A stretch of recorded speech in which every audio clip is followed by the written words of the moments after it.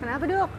Dok, kayaknya kurang jelas nih. 00-nya udah berapa ya dok ini ya? Oh oke, kayaknya nih kita harus ke poli mata nih dok nih. Oke, apakah udah gangguan mata ya dok? Bisa jadi dok. Oh ya Ini nih ampun. nggak kelihatan nih, Biasanya beneran. 00-nya banyak nih dok. Kalau aku tuh Oke. biasanya kalau uang tuh jelas banget 00-nya. Tapi Tapi ini kayaknya... harus di zoom ya dok ya. Nah ini masyarakat mungkin bertanya-tanya, katanya pemakaian kacamata atau silinder minus dipengaruhi dengan faktor keturunan. Benar demikian dokter? Itu bisa berpengaruh dok, terutama kalau dia memang si orang tuanya itu ukuran minusnya besar kayak gitu, atau silindernya besar. Tapi ya nggak selalu sih dok. Tapi berarti dengan ini lebih berisiko ya? Bagi orang Faktor yang risiko memiliki ada, keturunan. betul. Tapi kan tergantung dari lingkungan juga dok.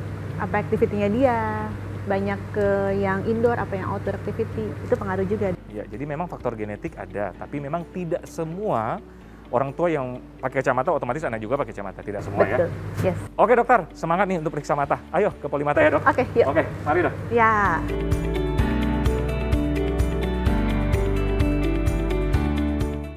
Kapan sih tanda-tandanya kita harus aware dengan kesehatan mata kita, apalagi dalam penggunaan kacamata? Kadang-kadang kan orang tuh cuek ataupun gimana walaupun matanya udah nggak bisa lihat jauh.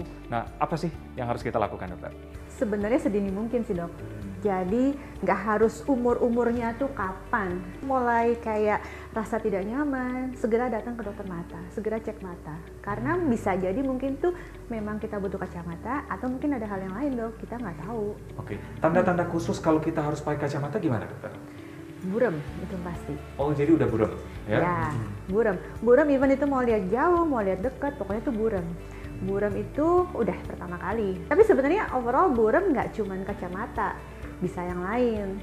Tapi ya intinya pokoknya ada keluhan burem langsung ke dokter mata. Oke, ada tanda-tanda yang lain kayak gatal matanya atau bengkak atau gimana dokter? Gatal bengkak mah enggak. Lebih ke buremnya dok. Jadi kalau kita ngeliat sesuatu tuh mungkin kayak ngedouble, Iya. kayak ada kayak sesuatu yang bergelombang atau gimana, itu agak aneh ngelihatnya, itu iya. Oke.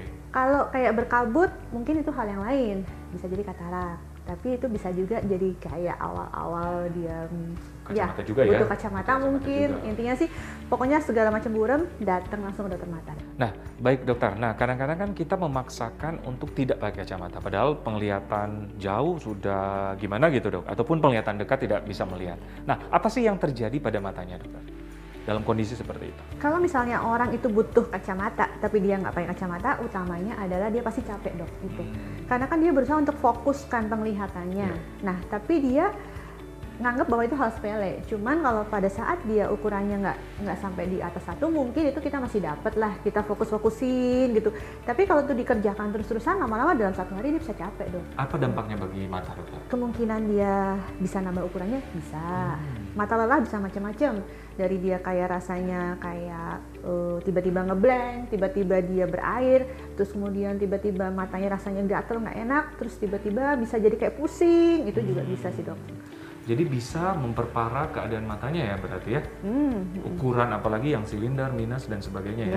Ya, Nah, bisa. untuk silinder minus yang tidak memakai kacamata nih, kadang-kadang kan kita agak agak pandang enteng dikit soal kacamata ya. Apakah ukurannya akan bertambah atau gimana dokter? Bisa ya, bisa nggak? Oh, kalau nggak kenapa dokter? Ya kalau nggak tergantung sih ya. Mungkin kalau dia misalnya ukurannya masih yang kecil di bawah 1, terus kemudian dia aktivitas dekatnya juga nggak terlalu banyak dok. Jadi dia lebih ke outdoor activity-nya. Mungkin aja dia akan begitu-begitu aja. Cuman memang mata lelahnya pasti muncul. Tapi kalau dia banyak kayak ya sekarang work from home gitu ya, komputer, anak-anak, terus dia harusnya berkacamata, biasanya dia lebih cepat tuh naiknya tuh ukurannya. Baik silinder ataupun minus? Semuanya. Semuanya. Nah, katanya dokter kalau silinder tidak bisa disembuhkan ya? Ini fakta mitos nih yang berada di masyarakat. Semuanya nggak bisa disembuhkan. Semuanya? Ya. Oh. Jadi kalau kacamata itu kan intinya alat bantu kita untuk melihat supaya lebih jelas. Kalau misalnya mau minus, mau silinder, mau yang hipermetrop, yang plus itu ya, bukan yang presbiop ya dok ya. Itu semuanya kan kelainan refraksi. Jadi itu masalahnya dari si panjang bola mata atau dari kelengkungan permukaan bola mata. Jadi kalau kacamata itu adalah alat bantu, kalau orang tuh kayak tongkat. Benar-benar. Berarti dalam kata lain sudah tidak bisa disembuhkan secara total. Keadaan kembali seperti semula dokter? Nggak kacamata. Ya, dengan penggunaan kacamata terus-menerus misalkan? Bisa kalau pakai lasik dok, operasi.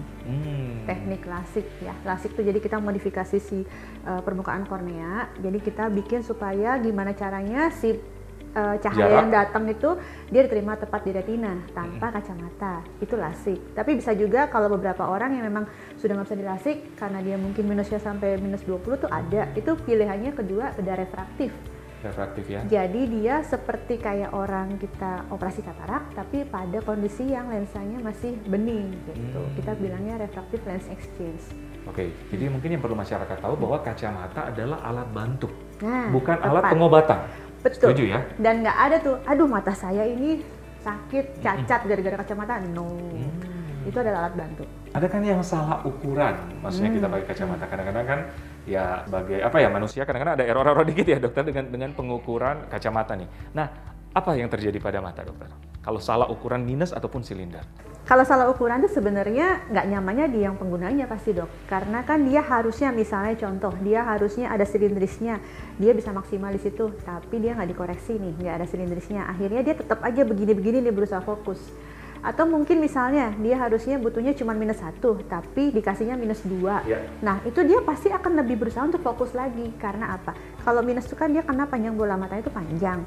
Jadi dia butuh lensa minus. Nah kalau dia harusnya sudah tepat di retina, tapi dia di bedanya lagi, berarti kan dia harus fokuskan ulang lagi.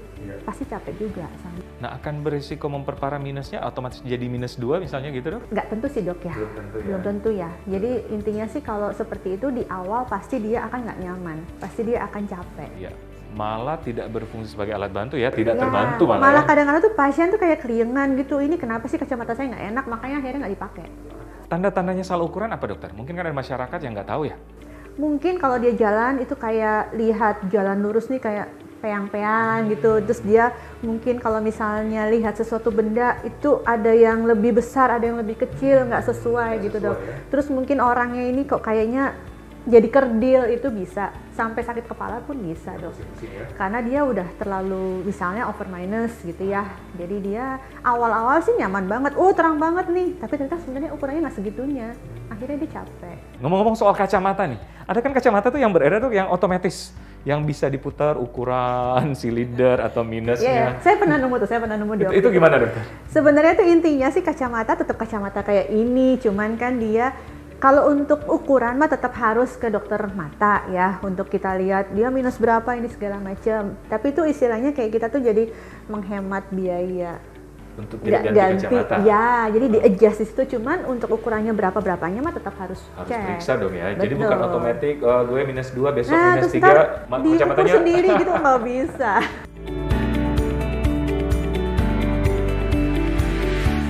Ya pemirsa, mumpung mengunjungi dokter Helda sekalian periksa mata ya dokter, cek up mata. Oke. Ayo dok. Sip. Coba kita lihat ya dok ya. Oke. Kita lihat terus dulu ya. Ya.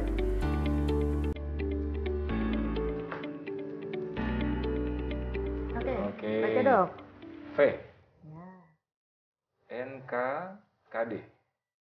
DCNK CFKN. SZNR VH. Lanjut. DRCNSO. Terus. OKDSZH. Yes. KZOVND. Oke. OSDNVC. Ya. NRSZO. C ya? CH. Oke.